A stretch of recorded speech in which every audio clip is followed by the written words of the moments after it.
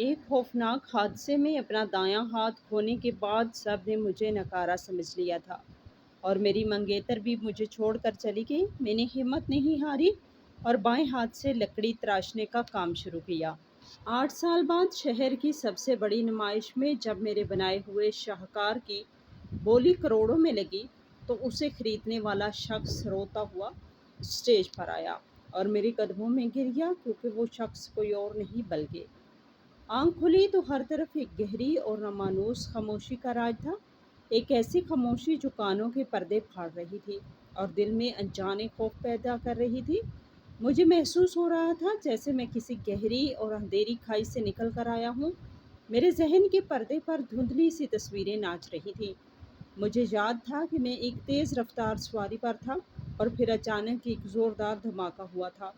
وہ دھماکہ اتنا شدید تھا کہ اس نے میرے ہوش اڑا دیے تھے اور اس کے بعد صرف ایک گھپ اندھیرا تھا جس نے مجھے اپنے اندر نگل لیا تھا۔ اب جب میری آنکھ کھلی تو میں نے خود کو ایک انجانی جگہ پر پایا جہاں کی دیواریں سفید تھیں اور فضا میں دھواؤں کی ایک عجیب سی تیز بو پھیلی ہوئی تھی جو میرے دماغ کو مزید بوجھل کر رہی تھی۔ میرا پورا جسم کسی نامعلوم درد کی گرفت میں تھا، جیسے کسی نے میری ہڈیوں کو توڑ کر دوبارہ جوڑ دیا ہو۔ میں نے اپنے خشک ہونٹوں پر زبان پھیری اور کچھ بولنے کی کوشش کی، لیکن حلق سے کوئی آواز نہ نکل سکی۔ میں نے اپنے ارد گرد کے ماحول کو سمجھنے کے لیے گردن گھمانے کی کوشش کی تو گردن میں اٹھنے والی شدید کسک نے مجھے رکنے پر مجبور کر دیا۔ میں نے گہرے سانس لینے کی کوشش کی، لیکن سینے پر جیسے کسی نے بھاری پتھر رکھ دیا تھا۔ مجھے بے حد پیاس محسوس ہو رہی تھی۔ میں نے سوچا اپنے دائیں ہاتھ سے چہرے پر آنے والے پسینے کو صاف کروں اور کسی کو مدد کے لیے پکاروں۔ میں نے اپنا دماغ سے دائیں بازو کو حرکت دینے کا اشارہ کیا، لیکن ایک عجیب سی بات ہوئی۔ میرے دماغ نے تو حکم دیا، لیکن میرے جسم نے اس پر کوئی عمل نہیں کیا۔ میں نے پوری طاقت لگا کر دوبارہ کوشش کی، لیکن وہاں ایک عجیب سا خالی پن اور بے حسی تھی۔ اس خالی پن نے میرے اندر ایک خوفناک بے چینی پیدا کر دی۔ میں نے گھبرا کر اپنی گردن کو زبردستی دائیں طرف موڑا اور جو منظر میری آنکھوں نے دیکھا اس نے میرے دل کی دھڑکنوں کو جیسے ایک لمحے کے لیے مکمل طور پر روک دیا۔ میرے دائیں کندھے کے بعد کچھ بھی نہیں تھا۔ میری کہنی اور اس کے نیچے کا وہ بازو جس سے میں نے دنیا کے کتنے ہی کام سر انجام دیے تھے وہ غائب تھا، اور اس کی جگہ سفید پٹیوں کا ایک موٹا سا پلندہ بندھا ہوا تھا جس کے بیچ میں سے خون کی سرخی جھلک رہی تھی۔ یہ منظر میرے لیے کسی قیامت سے کم نہ تھا۔ میرا اپنا وجود مجھے نامکمل اور ادھورا لگ رہا تھا۔ یہ کیسے ہو سکتا تھا؟ میں خواب دیکھ رہا تھا یا حقیقت تھی؟ میرے حلق سے ایک دلدوز اور کربناک چیخ نکلی جس نے اس شفا خانے کی خاموشی کو چیر کے رکھ دیا۔ وہ چیخ اتنی بلند تھی کہ باہر سے علاج کرنے والے طبیب اور ان کے مددگار دوڑتے ہوئے میرے کمرے میں داخل ہو گئے۔ انہوں نے مجھے پکڑنے اور پرسکون کرنے کی کوشش کی، لیکن میں کسی کی بات سننے کے لیے تیار نہیں تھا۔ میں بس ان سفید پٹیوں کو گھور رہا تھا اور میری آنکھوں سے آنسوؤں کا سیلاب بہہ رہا تھا۔ طبیب مجھے بتا رہا تھا کہ وہ حادثہ اتنا شدید تھا کہ میری جان بچانے کے لیے انہیں میرا دایاں ہاتھ جسم سے الگ کرنا پڑا۔ ان کی یہ بات سن کر مجھے لگا جیسے کسی نے میرے کانوں میں پگھلا ہوا سیسا ڈال دیا ہو۔ میری جان بچ گئی تھی، لیکن میری زندگی مجھ سے چھین لی گئی تھی۔ میں ایک مکمل انسان سے ایک ادھورا اور معذور شخص بن چکا تھا۔ وہ رات میری زندگی کی سب سے طویل اور اذیت ناک رات تھی۔ میں ساری رات چھت کو گھورتا رہا۔ مجھے ہر پل یہ محسوس ہوتا جیسے میرا دایاں ہاتھ ابھی بھی میرے جسم کا حصہ ہے۔ مجھے اپنی انگلیوں میں خارش محسوس ہوتی۔ مجھے لگتا کہ میں اپنی مٹھی بند کر سکتا ہوں، لیکن جب میں اس طرف دیکھتا تو وہاں صرف ایک کٹا ہوا بازو اور پٹیاں ہوتی۔ یہ میرے دماغ کا وہ دھوکہ تھا جو مجھے بار بار حقیقت کی تلخی کا احساس دلا رہا تھا۔ میری سوچیں اس اندھیرے میں بھٹک رہی تھی کہ اب کیا ہوگا؟ میں اپنے روزمرہ کے کام کیسے کروں گا؟ میں اپنا روزگار کیسے کماؤں گا؟ اور سب سے بڑھ کر یہ کہ میری وہ منگیتر جس سے میں بے پناہ محبت کرتا تھا وہ اس نامکمل انسان کو کیسے قبول کرے گی؟ صبح کی پہلی کرن جب کھڑکی سے اندر داخل ہوئی تو اس کے ساتھ ہی دروازہ کھلا اور میری منگیتر کمرے میں داخل ہوئی۔ اسے دیکھ کر میرے بے جان جسم میں جیسے جان سی آ گئی۔ مجھے لگا کہ اب وہ میرے پاس آئے گی، میرے آنسو پونجے گی اور مجھے تسلی دے گی کہ کچھ بھی ہو جائے وہ میرے ساتھ کھڑی ہے۔ لیکن جیسے جیسے وہ میرے قریب آئی، میرے دل میں اٹھنے والی امید کی کرن بجھنے لگی۔ اس کے چہرے پر کوئی دکھ یا پریشانی نہیں تھی، بلکہ ایک عجیب سی سرد مہری اور فیصلہ کن تاثر تھا۔ وہ میرے بستر کے پاس آ کر کھڑی ہو گئی، لیکن اس نے اپنا ہاتھ آگے بڑھا کر میرا ہاتھ نہیں پکڑا۔ اس کی آنکھیں میرے کٹے ہوئے بازو پر جمی ہوئی تھیں اور ان میں مجھے ہمدردی کی بجائے ایک الجھن نظر آ رہی تھی۔ اس نے ایک گہرا سانس لیا اور بغیر کسی تہمید کے مجھ سے کہا کہ وہ اس رشتے کو مزید آگے نہیں بڑھا سکتی۔ اس کی آواز میں کوئی لرزش نہیں تھی۔ اس نے کہا کہ اس کی بھی کچھ خواہشات ہیں۔ وہ ایک ایسے شخص کے ساتھ اپنی زندگی تباہ نہیں کر سکتی جو خود اپنا بوجھ اٹھانے کے قابل نہ ہو، جو ساری زندگی دوسروں کا محتاج رہے۔ اس نے کہا کہ وہ ایک معذور انسان کے ساتھ ایک چھت کے نیچے نہیں رہ سکتی۔ اس کے یہ الفاظ مجھ پر بجلی بن کر گرے۔ مجھے لگا جیسے کسی نے میرے سینے میں خنجر اتار دیا ہو اور اسے بے دردی سے گھما رہا ہو۔ میرا جسم پہلے ہی کٹ چکا تھا، لیکن اس کے الفاظ نے میری روح کے بھی ٹکڑے ٹکڑے کر دیے۔ میں نے اس کی طرف حیرت اور بے بسی سے دیکھا۔ میں اسے کچھ کہنا چاہتا تھا، اسے یاد دلانا چاہتا تھا کہ ہم نے ایک ساتھ کتنے خواب دیکھے تھے، لیکن میرے گلے میں جیسے کانٹے چبھ رہے تھے۔ میں خاموش رہا اور وہ اپنے قدموں پر مڑ کر بغیر کوئی دوسری بات کیے کمرے سے باہر چلی گئی۔ اس کے قدموں کی آواز جب تک دور نہیں ہو گئی، میں دروازے کو گھورتا رہا۔ اس کے جانے کے بعد کمرے میں جو سناٹا چھایا وہ موت سے بھی زیادہ بھیانک تھا۔ میری محبت، میرا اعتبار اور میرا مستقبل، سب کچھ اس حادثے کی بھینٹ چڑھ چکا تھا۔ شفا خانے کے وہ دن میری زندگی کے سب سے کٹھن دن تھے۔ جب میں وہاں سے اپنے گھر واپس آیا تو گھر کی دیواریں مجھے کاٹنے کو دوڑ رہی تھی۔ وہ گھر جو کبھی میرے کہکوں سے گونجتا تھا، اب ایک قبرستان کا منظر پیش کر رہا تھا۔ میرے رشتہ دار اور جاننے والے مجھ سے ملنے آتے تو ان کی آنکھوں میں ہمدردی اور ترس ہوتا، جو مجھے اندر ہی اندر کھا رہا تھا۔ محلے کے لوگ مجھے دیکھ کر سرگوشیاں کرتے اور میرے ادھورے وجود پر ترس کھاتے۔ میں نہیں چاہتا تھا کہ کوئی مجھ پر ترس کھائے، لیکن میں کچھ کر بھی تو نہیں سکتا تھا۔ میں نے خود کو ایک کمرے تک محدود کر لیا تھا۔ ایک دن میں اپنے بستر پر بیٹھا تھا، مجھے شدید پیاس لگی۔ میں نے اپنا بائیں ہاتھ سے میز پر رکھا مٹی کا پیالہ اٹھانے کی کوشش کی۔ میرا بایاں ہاتھ جو کبھی کسی وزنی کام کے لیے استعمال نہیں ہوا تھا، بری طرح کانپ رہا تھا۔ جیسے ہی میں نے پیالے کو ہونٹوں کے قریب کیا، میری گرفت کمزور پڑ گئی اور پیالہ میرے ہاتھ سے چھوٹ کر زمین پر گرا اور چھناکے سے ٹوٹ کر بکھر گیا۔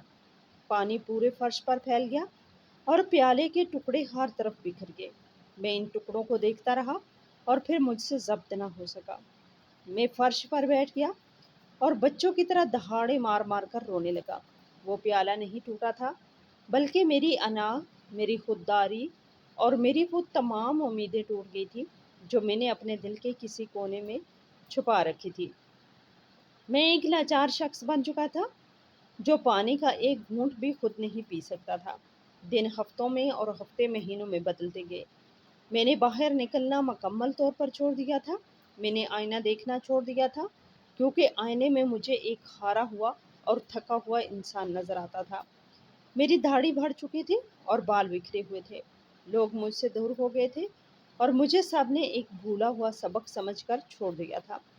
سردیوں کے دن گزر گئے اور بہار کا موسم آ گیا، لیکن میری زندگی میں صرف خزاں ڈیرے ڈالے ہوئے تھی۔ ہر وقت میرے ذہن میں ایک ہی سوال گردش کرتا رہتا کہ کیا میری باقی ماندہ زندگی اسی اندھیرے کمرے میں موت کا انتظار کرتے ہوئے گزرے گی؟ میری سوچیں مجھے پاگل کر رہی تھی۔ میں تنہائی کے اس افریت سے لڑتے لڑتے تھک چکا تھا۔ لیکن پھر ایک رات جب میں اپنے کمرے کے اندھیرے میں بیٹھا ماضی کی یادوں میں گم تھا، میری نظر کمرے کے ایک کونے پر پڑے لکڑی کے ایک بڑے اور پرانے ٹکڑے پر پڑی۔ وہ لکڑی کا ٹکڑا برسوں سے وہاں پڑا تھا، اس پر گرد جمی ہوئی تھی اور دھیمک نے اس کا کچھ حصہ کھا لیا تھا۔ میں آہستہ آہستہ اٹھا اور اس ٹکڑے کے پاس جا کر کھڑا ہو گیا۔ میں نے اپنے بایاں ہاتھ کی انگلیوں سے اس لکڑی کو چھوا تو اس کی کھردری سطح نے میرے اندر ایک عجیب سی سنسناہٹ پیدا کر دی۔ مجھے یاد آیا کہ میرے پردادا لکڑی تراشنے کا ہنر جانتے تھے اور یہ ٹکڑا شاید انہی کی کسی نامکمل کاوش کا حصہ تھا۔ پاس ہی ایک پرانے صندوق میں لکڑی تراشنے والے آلات پڑے تھے۔ میں نے صندوق کا ڈھکن کھولا تو پرانے لوہے اور زنگ کی ایک عجیب سی بو میرے نتنوں سے ٹکرائی۔ میں نے کانپتے ہوئے بائیں ہاتھ سے اپنے لوہے کی چھینی اور ایک بھاری ہتھوڑی نکالی۔ ان کا وزن میرے بائیں ہاتھ کے لیے بہت زیادہ تھا۔ میری کلائی اس بوجھ کو سہارنے سے انکاری تھی۔ میں نے لکڑی کے اس بڑے ٹکڑے کے سامنے بیٹھ کر چھینی کو اس پر رکھا اور ہتھوڑی سے پہلا وار کیا۔ میرے ہاتھ کا توازن نہ ہونے کی وجہ سے ہتھوڑی لکڑی کی بجائے میرے ہاتھ پر لگی اور ایک شدید درد کی لہر میرے پورے وجود میں دوڑ گئی۔ میری انگلی سے خون رسنے لگا اور ایک لمحے کے لیے مجھے لگا کہ میں یہ نہیں کر سکتا۔ میرے اندر کا خوف مجھ پر ہنس رہا تھا کہ تم ایک معذور ہو، تم سے کچھ نہیں ہو سکتا، لیکن اسی لمحے مجھے اپنی منگیتر کے وہ بے رحم الفاظ یاد آئے کہ وہ ایک اپاہج کے ساتھ زندگی نہیں گزار سکتے۔ مجھے لوگوں کی وہ ترس بھری اور کھوکھلی نظریں یاد آئیں۔ مجھے اپنا وہ ٹوٹا ہوا پانی کا پیالہ یاد آیا۔ ان یادوں نے میرے اندر ایک ایسی آگ جلا دی جو مجھے بھسم کرنے کے لیے بے تاب تھی۔ میں نے اپنا بہتا ہوا خون صاف نہیں کیا۔ میں نے غصے اور جنون کی حالت میں چینی کو دوبارہ پکڑا اور پوری طاقت سے ہتھوڑی کا وار لکڑی پر کیا۔ اس بار چینی لکڑی کے اندر اتری اور لکڑی کا ایک چھوٹا سا ٹکڑا کٹ کر الگ ہو گیا۔ یہ میری پہلی کامیابی تھی اور اس چھوٹی سی کامیابی نے میرے اندر ایک نیا ولولہ پیدا کر دیا۔ میں نے فیصلہ کر لیا تھا کہ میں ان لوگوں کی ہمدردی کا محتاج بن کر نہیں جیوں گا۔ میں اپنی کمزوری کو اپنی سب سے بڑی طاقت بناؤں گا۔ اور پھر وہ سفر شروع ہوا جس میں درد، تکلیف اور خون کے سوا کچھ نہیں تھا۔ میرا بایاں ہاتھ جو کبھی ایک قلم ٹھیک سے نہیں پکڑ سکتا تھا، اب سخت لکڑی کو تراشنے کی مشق کر رہا تھا۔ روزانہ صبح ہوتے ہی میں اپنے اوزار لے کر بیٹھ جاتا اور گھنٹوں لکڑی کے ساتھ جنگ کرتا۔ میری بائیں کلائی میں سوجن آ گئی تھی، میری انگلیوں پر اتنے چھالے پڑ گئے تھے کہ ان سے خون رستا رہتا تھا۔ میرے بازو کے پٹھے درد سے پھٹنے لگتے تھے، لیکن میرا جنون مجھے رکنے نہیں دیتا تھا۔ جب درد حد سے بڑھ جاتا تو میں اسے اپنی طاقت میں بدل دیتا۔ میں نے ہر اس طنز کو، ہر اس تکلیف کو اور ہر اس آنسو کو اس مٹی کے اندر دفن کرنا شروع کر دیا تھا جو مجھے اس حادثے کے بعد ملا تھا۔ میں اپنے وجود کے تمام تر محرومیوں کو ایک شکل دے رہا تھا۔ میں ایک ایسا شاہکار بنانا چاہتا تھا جو میری خاموشی کی آواز بنے۔ میرے دل میں ایک تجسس ہر وقت بیدار رہتا کہ جب یہ کام مکمل ہوگا تو وہ کیسا نظر آئے گا۔ کیا میں واقعی کچھ ایسا بنا پاؤں گا جو دنیا کو حیران کر دے اور میرا کھویا ہوا مقام مجھے واپس دلا دے؟ یہ تجسس اور اپنے آپ کو ثابت کرنے کی ضد مجھے سونے نہیں دیتی تھی۔ میں نے کھانا پانی انتہائی کم کر دیا تھا۔ میری زندگی صرف اس کمرے، ان اوزاروں اور اس لکڑی تک محدود ہو گئی تھی۔ باہر دنیا میں کیا ہو رہا ہے مجھے اس کی کوئی خبر نہیں تھی۔ موسم بدلتے رہے، دن گزرتے رہے، لیکن میرا سفر جاری رہا۔ جب رات کا اندھیرا چھا جاتا اور پوری دنیا گہری نیند سو رہی ہوتی، میں اس وقت بھی ایک مدھم روشنی میں اپنے اوزاروں کے ساتھ لکڑی کو تراش رہا ہوتا تھا۔ چینی اور ہتھوڑی کی وہ آواز جو کبھی مجھے عجیب لگتی تھی، اب میری زندگی کی سب سے خوبصورت دھن بن چکی تھی۔ ہر وار کے ساتھ میرا بایاں ہاتھ پہلے سے زیادہ مضبوط اور ہنرمند ہوتا جا رہا تھا۔ میرے دماغ نے میرے بائیں ہاتھ کے ساتھ ایک نیا اور مضبوط رشتہ قائم کر لیا تھا۔ وہ تمام باریکیاں جو میں کبھی دائیں ہاتھ سے سوچتا تھا، اب میرا بایاں ہاتھ انہیں عملی جامہ پہنا رہا تھا۔ لکڑی کا وہ بے جان ٹکڑا اب آہستہ آہستہ ایک بامعنی شکل اختیار کر رہا تھا۔ میں اس کی سطح کو چھوتا تو مجھے اپنے ہیرو کا عکس اس میں محسوس ہوتا۔ میں نے اپنے زخموں کی پرواہ کیے بغیر اپنے آنسوؤں کو پسینے میں ملا کر ایک ایسی خاموش مگر طوفانی جدوجہد شروع کر دی تھی جس میں پیچھے ہٹنے کا کوئی راستہ نہیں تھا۔ مجھے بار بار گرنا پڑتا، اوزار میرے ہاتھ سے چھوٹ جاتے، خون بہہ نکلتا لیکن میں دوبارہ نہیں اٹھاتا اور دگنے جذبے سے کام شروع کر دیتا۔ میں نے لوگوں کے طعنوں کو، ان کی سرگوشیوں کو اور اپنی اس تنہائی کو ایک عظیم مقصد میں بدل دیا تھا۔ میں نے اپنی منزل تک پہنچنے کے لیے اپنی نیند، اپنا سکون، اپنی بھوک پیاس سب کچھ قربان کر دیا، اور لکڑی کو ایک زندہ احساس دینے کے لیے دن رات ایک کر دیا۔ وقت کا پہیہ اپنی بے رحم اور خاموش رفتار سے گھومتا رہا۔ دن مہینوں میں اور مہینے سالوں کی طویل مسافت میں گم ہوتے چلے گئے، لیکن میرے اس چھوٹے اور تاریک کمرے میں جیسے وقت تھم سا گیا تھا۔ میری زندگی کا ہر لمحہ، ہر سانس اور میری ہر سوچ صرف اور صرف اس لکڑی کے بڑے ٹکڑے کی گرد گھومتی تھی، جسے میں اپنے بائیں کلائی کی کمزور مگر پرعزم طاقت سے تراش رہا تھا۔ وہ مشق جو شروع میں ایک ناممکن اور تکلیف دہ خواب سمجھتی لگتی تھی، اب میری روح کا حصہ بن چکی تھی۔ 8 سال کا طویل اور کٹھن عرصہ گزر چکا تھا۔ ان 8 سالوں میں میں نے دنیا کے بدلتے موسموں کو صرف اپنی چھوٹی سی کھڑکی سے دیکھا تھا۔ میں نے بہار کے پھولوں کو کھلتے اور خزاں کے پتوں کو بکھرتے دیکھا، لیکن میرے اندر صرف ایک ہی موسم تھا، اور وہ تھا مجنوں کی طرح اپنے فن میں ڈوب جانے کا۔ موسم میرے بائیں ہاتھ کی انگلیاں، جو کبھی ریشم کی طرح نرم ہوا کرتی تھی، اب ان پر اتنے سخت گیٹے پڑ چکے تھے کہ وہ کسی پتھر کی طرح محسوس ہوتی تھی۔ میری کلائی جو شروع میں ہتھوڑی کا ایک وار بھی نہیں سہ سکتی تھی، اب فولاد کی طرح مضبوط ہو چکی تھی۔ ان 8 برسوں کی راتوں میں جب ساری دنیا میٹھی نیند کے مزے لے رہی ہوتی ہے، میرے کمرے میں صرف چھینی اور ہتھوڑے کے ٹکرانے کی دھیمی اور مسلسل آوازیں گونجتی رہتی تھی۔ میرا کٹا ہوا دایاں بازو، جو کبھی میری سب سے بڑی کمزوری تھا، اب مجھے ہر روز یاد دلاتا تھا کہ مجھے رکنا نہیں ہے، مجھے اپنے اندر کی اس آگ کو بجھنے نہیں دینا جو مجھے اس مقام تک لے آئی تھی۔ میں نے لکڑی کے اس بے جان ٹکڑے میں اپنی تنہائی، اپنے درد، اپنی ٹوٹی ہوئی محبت اور اپنی بکھری ہوئی امیدوں کو ایک ایک کر کے نقش کرنا شروع کر دیا تھا۔ لکڑی کا وہ ٹکڑا اب محض ایک لکڑی نہیں رہا تھا، بلکہ وہ میرا عکس بنتا جا رہا تھا۔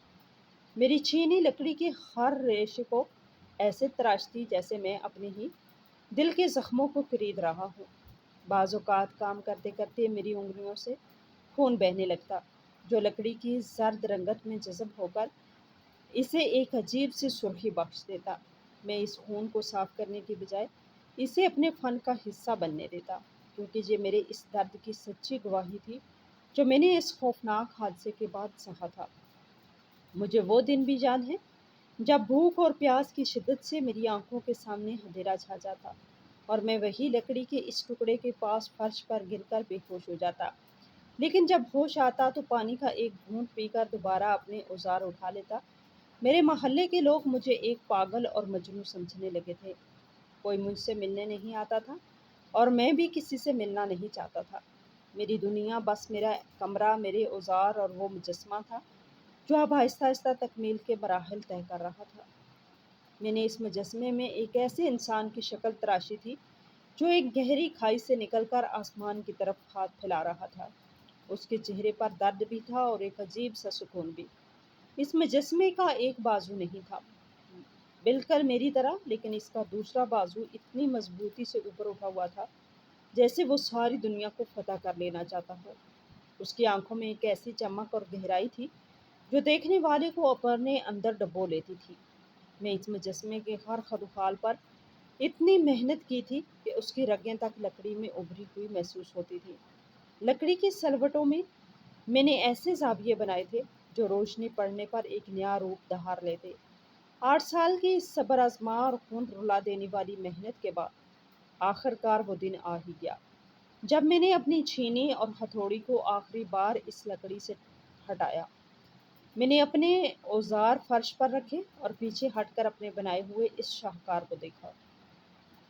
اسے دیکھتے ہی میری آنکھوں سے آنسوؤں کا ایک نہ رکنے والا سیلاب بہہ نکلا۔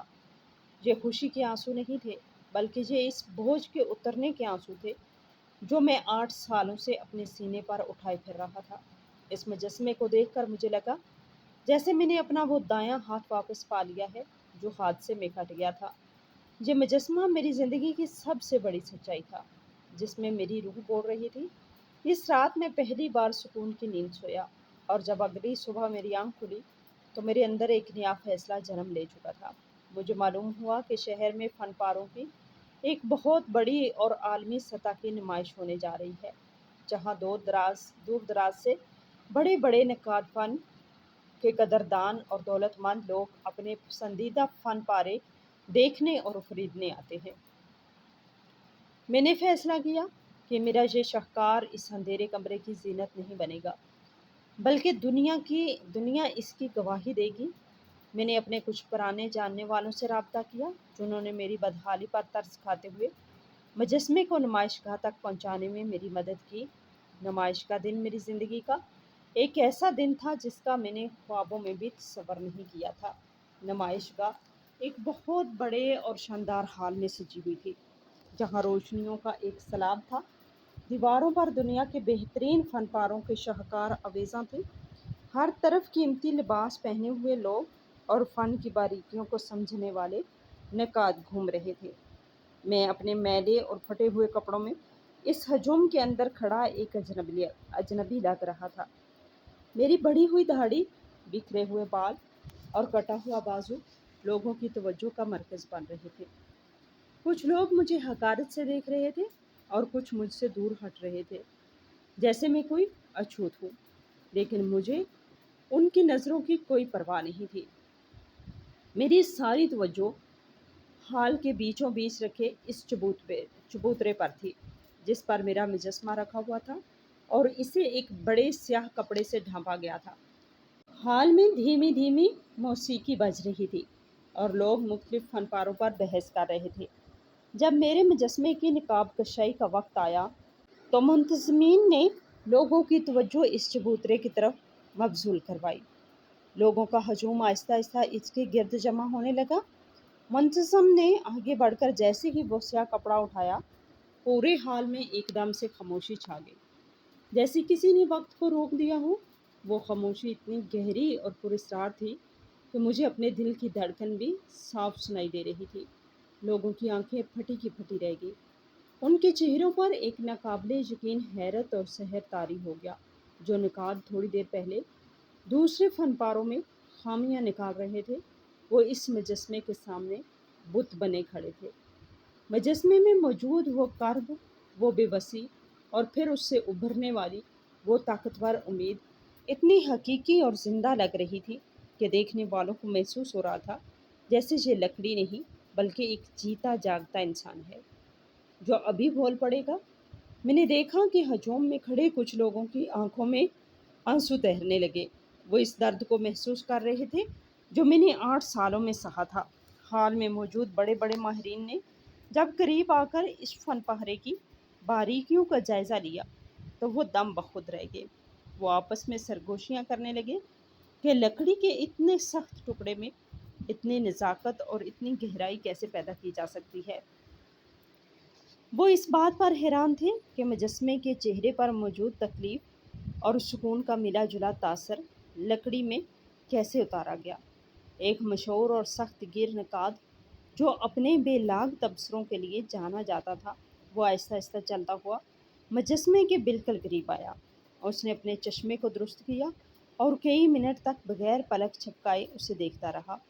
اس کے چہرے کی لکیریں بدل رہی تھیں، اس کے ہاتھ کانپ رہے تھے۔ اس نے مڑ کر منتظم سے پوچھا کہ یہ عظیم الشان شاہکار کس کی تخلیق ہے؟ منتظم نے ہجوم میں کھڑے میری طرف اشارہ کیا۔ جب اس نقاد اور ہجوم کی نظر مجھ پر پڑی تو ان کی حیرت میں مزید اضافہ ہو گیا۔ ایک ایسا شخص جس کا دایاں ہاتھ کندھے تک کٹا ہوا ہو، جس کے کپڑے پھٹے پرانے ہوں اور جس کے چہرے پر برسوں کی تھکن ہو، وہ اتنا شاندار فن پارہ کیسے بنا سکتا ہے؟ وہ نقاد چلتا ہوا میرے پاس آیا اور اس نے میرے بائیں ہاتھ کو اپنے دونوں ہاتھوں میں لے لیا۔ اس کے ہاتھ گرم تھے اور میری انگلیاں ٹھنڈی۔ وہ میرے ہاتھ پر پڑے ہوئے گھٹوں اور زخموں کے نشان کو دیکھ رہا تھا اور پھر اس کی آنکھوں میں ایک آنسو ٹوٹ کر میرے ہاتھ پر گرا۔ اس نے کانپتی ہوئی آواز میں سب کے سامنے اعلان کیا کہ اس نے اپنی پوری زندگی میں ایسا شاہکار نہیں دیکھا جس میں روح اس قدر واضح طور پر نظر آ رہی ہو؟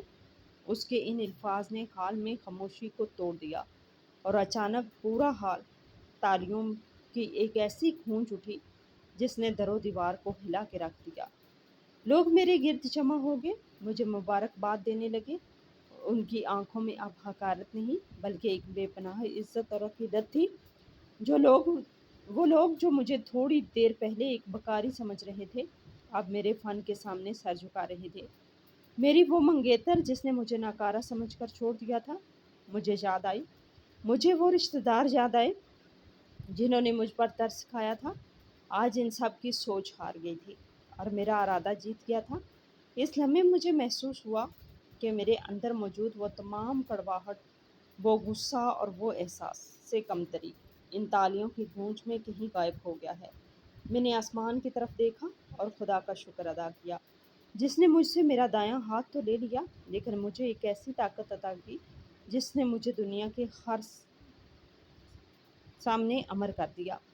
وہ مجسمہ محض ایک فن پارہ نہیں تھا بلکہ وہ میری زندگی کا نچوڑ تھا، میری ثابت قدمی کا ثبوت تھا اور میرے خاموش درد کی سب سے بلند آواز تھا۔ حال میں موجود ہر شخص اس شاہکار کو خریدنے کا خواہشمند تھا اور بولی شروع ہونے سے پہلے ہی وہاں ایک عجیب سی بے چینی اور جوش و خروش پھیل چکا تھا۔ میری آنکھوں سے خوشی کے آنسو چھلک رہے تھے اور میرا دل ایک عجیب سے سکون اور فخر کے احساس سے بھرا ہوا تھا۔ میری برسوں کی گمنامی آج ایک شاندار کامیابی میں بدل چکی تھی۔ نمائش گاہ کی اس وسیع اور پرشکوہ عمارت میں چھائی ہوئی وہ گہری اور پراسرار خاموشی اب ایک عجیب سی بے چینی اور چاہمگوئیوں میں بدل چکی تھی۔ ہر شخص کی نظریں اس چبوترے پر جم کر رہ گئی تھی جہاں میرا وہ شاہکار رکھا ہوا تھا، جس میں میری 8 سال کی طویل اذیت، خون پسینہ اور میری ٹوٹی ہوئی امیدیں مجسم ہو چکی تھیں۔ وہ لکڑی کا تراشا ہوا انسان محض ایک بے جان فن پارہ نہیں تھا بلکہ وہ میری روح کا ایک ایسا شفاف عکس تھا جس نے وہاں موجود ہر پتھر دل انسان کو بھی موم کر دیا تھا۔ وہ تمام امر اور فن کے ماہرین جو کچھ دیر پہلے اپنے علم اور دولت کے غرور میں مبتلا تھے، اب اس مجسمے کے سامنے بے بس نظر آ رہے تھے۔ نمائش گاہ کے منتظمین نے جب بولی کا باقاعدہ آغاز کرنے کا اعلان کیا تو وہاں موجود تمام بڑے نقادوں، تاجروں اور فن کے قدردانوں کے چہروں پر ایک عجیب سا جوش دیدنی تھا۔ بولی شروع کروانے والے شخص نے جب ایک بہت بڑی اور حیران کن رقم سے شروعات کی تو مجھے لگا جیسے میرے کان بجنے لگے ہیں۔ وہ رقم اتنی بڑی تھی کہ میں نے اپنی پوری زندگی میں اتنے پیسے ایک ساتھ دیکھنے کا تصور بھی نہیں کیا تھا، لیکن یہ تو صرف ایک شروعات تھی۔ اس ایک طوفان کا پیش خیمہ تھا۔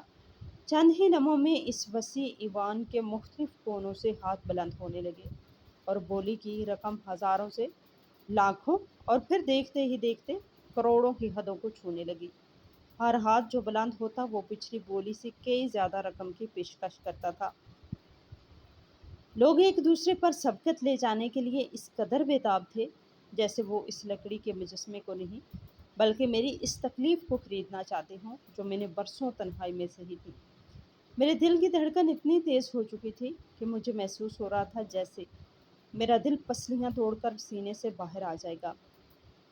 میں اپنے پھٹے پرانے اور دھول میں اٹے کپڑوں میں اس ہجوم کے بالکل کنارے پر کھڑا یہ سب کچھ ایک ناقابل یقین خواب کی طرح دیکھ رہا تھا۔ مجھے اپنی آنکھوں اور کانوں پر یقین نہیں آ رہا تھا۔ وہ معاشرہ جس نے مجھے ایک کٹے ہوئے بازو کی وجہ سے ناکارہ، بوجھ اور بہکاری سمجھ کر دھتکار دیا تھا، آج وہی معاشرہ میری راتوں کی محنت اور میرے فن کے سامنے اپنی کروڑوں کی دولت نچھاور کرنے کے لیے بے قرار تھا۔ بولی کی رقم ایک ایسے خوفناک ہلسے پر پہنچ گئی جہاں اس ایوان میں موجود بڑے بڑے سیٹھ اور نامور تاجر بھی پسینے میں شرابور ہو گئے تھے۔ ان کے چہروں پر شکست کے آثار نمایاں تھے اور وہ مزید بولی لگانے سے ہچکچا رہے تھے۔ بولی کروانے والے نے جب وہ آخری اور سب سے بڑی رقم 3 بار بکاری اور ایوان میں مکمل سناٹا چھا گیا تو سب کو لگا کہ اب یہ شاہکار بک چکا ہے اور اس سے زیادہ قیمت کوئی نہیں دے سکتا۔ لیکن عین اسی لمحے جب ہر کوئی فاتح خریدار کی طرف دیکھ رہا تھا، ایوان کے بالکل آخری کونے اور مرکزی دروازے کی سمت سے ایک بھاری اور لرزتی ہوئی آواز ابھری، جس نے اس پچھلی رقم سے دگنی رقم کی پیشکش کر دی۔ یہ پیشکش اتنی غیر متوقع اور اتنی بڑی تھی کہ وہاں موجود ہر شخص نے انتہائی حیرت سے اپنی گردن موڑ کر اس آواز کی سمت دیکھا۔ دروازے کے سائے سے ایک شخص آہستہ آہستہ اندر داخل ہوا، بڑھتا ہوا روشنی میں آ رہا تھا۔ اس نے انتہائی قیمتی اور شاندار لباس پہن رکھا تھا، جو اس کی بے پناہ دولت کا منہ بولتا ثبوت تھا، لیکن اس کی چال میں ایک عجیب سے لڑکھڑاہٹ اور بے بسی تھی۔ اس کے بال وقت سے پہلے سفید ہو چکے تھے اور چہرے پر ایک ایسی گہری اداسی اور تھکن نمایاں تھی جیسے وہ برسوں سے ایک لمحے کے لیے بھی سویا نہ ہو۔ اس کی آنکھوں کے گرد سیاہ حلقے اس قدر چلنے والے کسی عذاب کی گواہی دے رہے تھے۔ ہجوم نے خود بخود اس کے لیے راستہ چھوڑ دیا اور وہ شخص قدم گھسیٹتا ہوا سیدھا اس چبوترے کے پاس آ کر رک گیا جہاں میرا مجسمہ رکھا تھا۔ اس کی سرخ آنکھیں تھیں اور ان میں سے آنسوؤں کی لڑیاں بہہ رہی تھیں جو اس کے قیمتی لباس کو بھگو رہی تھیں۔ اس نے کانپتے ہوئے ہاتھوں سے اس مجسمے کو چھوا۔ اس کی انگلیاں مجسمے کے کٹے ہوئے بازو پر دیر تک رکی رہیں اور پھر اس نے مڑ کر میری طرف دیکھنا شروع کیا۔ اس کی نظروں میں ایک ایسا کرب، ایک ایسی جان لیوا تکلیف اور ایسی پہچان تھی جس نے میرے دل کے اندر ایک انجانہ سا خوف اور بے پناہ تجسس پیدا کر دیا۔ وہ شخص انتہائی بوجھل قدموں کے ساتھ چلتا ہوا میرے قریب آیا اور اس سے پہلے کہ کوئی محافظ یا منتظم کچھ سمجھ پاتا، وہ شخص وہاں موجود سینکڑوں لوگوں کے سامنے سیدھا میرے قدموں میں گر پڑا اور بچوں کی طرح دہاڑے مار مار کر رونے لگا۔ اس کی آواز میں ایک ایسی درد مندی تھی جس نے سب کو دل دہلا دیے۔ ایوان میں ایک بار پھر موت جیسی خاموشی طاری ہو گئی۔ کسی کو سمجھ نہیں آ رہا تھا کہ اتنا بڑا تاجر اور اتنا امیر شخص ایک میلک چیلے اور نامعلوم فنکار کے قدموں میں اس طرح کیوں گر پڑا ہے۔ منتظمین نے اور محافظ دوڑ کر آگے آئے تاکہ اسے اٹھا سکیں اور مجھ سے دور کر سکیں، لیکن اس نے اپنے ہاتھ کے اشارے سے سب کو سختی سے پیچھے ہٹنے کا حکم دیا۔ اس نے اپنے گھٹنوں پر بیٹھے بیٹھے میری طرف دیکھا اور اپنے دونوں ہاتھ جوڑ دیے۔ اس کی ہچکیاں بند گئی تھیں اور وہ بمشکل سانس لے پا رہا تھا۔ اس نے ایوان میں گونجنے والے اس صوتی آلے کو اپنے کانپتے ہاتھ میں لیا جس سے تھوڑی دیر پہلے بولی کا اعلان کیا جا رہا تھا، اور انتہائی لرزتی ہوئی اور گلوگیر آواز میں بولنا شروع کیا۔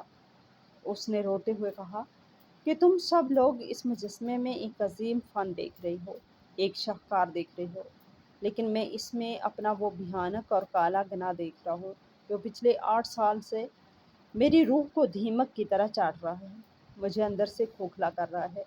اس کی یہ بات سن کر ایوان میں موجود ہر شخص کی سانسیں رک گئی اور میری آنکھیں حیرت سے مزید پھیل گئیں۔ اس شخص نے اپنے چہرے سے آنسو صاف کرتے ہوئے سب کو بتایا کہ 8 سال پہلے ایک کالی اور طوفانی رات میں وہ شدید نشے کی حالت میں اپنی ایک بڑی سواری انتہائی تیز رفتاری سے چلا رہا تھا۔ اس کی آنکھوں پر دولت، غرور اور جوانی کا نشہ اس قدر سوار تھا کہ سڑک پر کچھ اور دکھائی نہیں دے رہا تھا کہ اچانک اس کی سواری کے سامنے ایک نوجوان آ گیا۔ اس نے بریک لگانے کی بھرپور کوشش کی، لیکن بہت دیر ہو چکی تھی۔ وہ سواری اس نوجوان سے زوردار طریقے سے ٹکرائی اور وہ نوجوان دور جا گرا۔ اس شخص نے زاروں قطار روتے ہوئے بتایا کہ وہ اس رات اگر چاہتا تو اس زخمی نوجوان کو اٹھا کر کسی شفاخانے لے جا سکتا تھا، اس کی جان بچانے کے ساتھ ساتھ اس کا بازو بھی بچا سکتا تھا، لیکن بزدلی اور قانون کی گرفت میں آنے کے خوف نے اسے وہاں سے بھاگنے پر مجبور کر دیا۔ اس نے اپنے پیسے کے زور پر اس حادثے کے تمام ثبوت مٹا دیے اور قانون کی آنکھوں میں دھول جھونک کر بچ نکلا، لیکن قدرت کا قانون اور انصاف اس کا مسلسل پیچھا کر رہا تھا۔ اس نے روتے ہوئے اور سسکتے ہوئے کہا کہ اس منحوس رات کے بعد سے وہ آج تک ایک رات بھی سکون کی نیند نہیں سو سکا۔ جب بھی وہ اپنی آنکھیں بند کرتا، اسے ایک نوجوان کی وہ کربناک چیخیں سنائی دیتی اور خون میں لت پت اس کا وہ بازو نظر آتا جو سواری کے پہیے کے نیچے آ کر بری طرح کٹ گیا تھا۔